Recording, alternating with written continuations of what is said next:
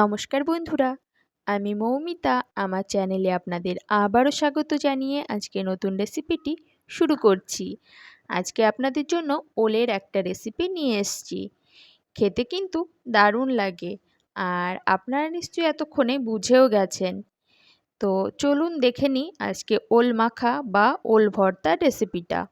আমি এখানে কয়েক টুকরো ওল নিয়ে নিয়েছি। ওলগুলো একটু ছোট ছোট টুকরো করে কেটে নিয়েছি। আপনারা চাইলে ওলগুলো ভাতেও সেদ্ধ করে নিতে পারেন। আমি একটা সসপ্যানে জল নিয়ে নিলাম, সেই জলের মধ্যে ওলগুলো দিয়ে দিলাম, সামান্য নুন দিয়ে ওলগুলোকে সেদ্ধ হতে দিলাম। তো ওলগুলো যখন খুব ভালো করে সেদ্ধ হয়ে গেছে তখন আমি একটা প্লেটে নামিয়ে নিচ্ছি, আর এগুলোকে হাত দিয়ে ম্যাশ করে নেব। খুব গরম ছিল জন্য হাতে একটু লাগছিল, সেই জন্য একটু ঠান্ডা করার পরে আমি ভালো করে ম্যাশ করে নিয়েছি।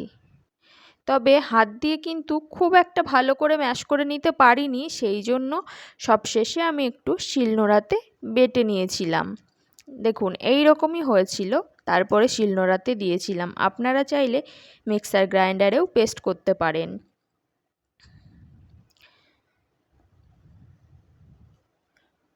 তো এরপরে আমি নিয়ে নিচ্ছি স্বাদমতো নুন, আর একটা ভাজা শুকনো লঙ্কা, আর কয়েকটা কাঁচা লঙ্কা। ঝালটা অবশ্যই আপনাদের স্বাদ মতন আপনারা ব্যবহার করবেন। লঙ্কাগুলোকে আমি হাত দিয়ে খুব ভালো করে গুলে নিচ্ছি।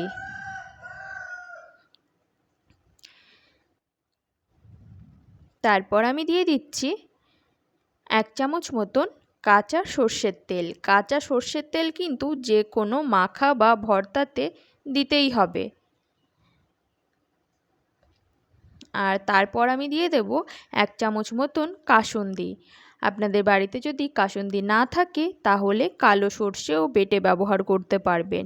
তবে মনে রাখতে হবে এটা কিন্তু অবশ্যই কালো সর্ষে হতে হবে, সাদা সর্ষে হলে চলবে না। এবার আমি হাত দিয়ে বেশ ভালো করে মাখিয়ে নিচ্ছি। আপনারা রেসিপিটা বাড়িতে একবার ট্রাই করবেন, আর কেমন লাগলো আমাকে জানাবেন। আমার কিন্তু বেশ ভালো লাগে।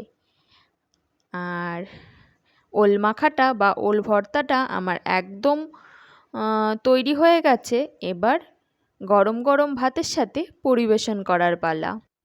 আমার রেসিপিগুলো যদি আপনাদের ভালো লাগে অবশ্যই আমার চ্যানেলটি সাবস্ক্রাইব করবেন, বেল আইকন বাটনটা প্রেস করে দেবেন। আর আপনারা কী ধরনের রেসিপি দেখতে চান অবশ্যই আমাকে একবার কমেন্ট করে জানাবেন।